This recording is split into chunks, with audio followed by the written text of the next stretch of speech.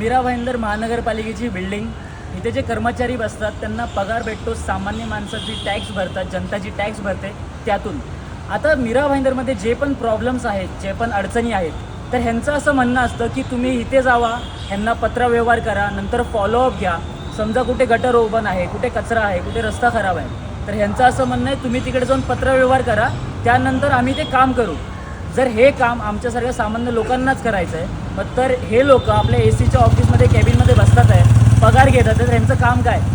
जर ह्यांना हेच काम जमत नसेल तर त्यांनी कामावरून निघून जावं. ज्यांना खरोखर कामाची इच्छा आहे. एक जर सुपरवायझर असेल, सुपरवायझिंग असेल, कुठे कचरा आहे, कुठे काय प्रॉब्लेम्स आहे, ते जर त्यांना सॉल्व करायला नाही जमत आहे, मग फायदा काय यांचाही बसून?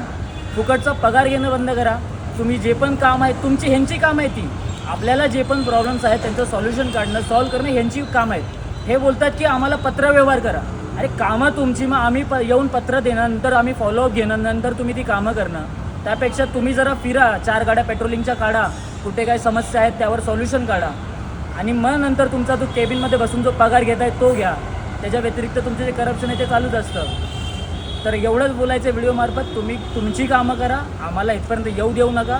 तुम्ही तुमचा जो पगार घेता, जे पैसे घेतात, ज्यासाठी घेतात ती कामं पूर्णपणे करा.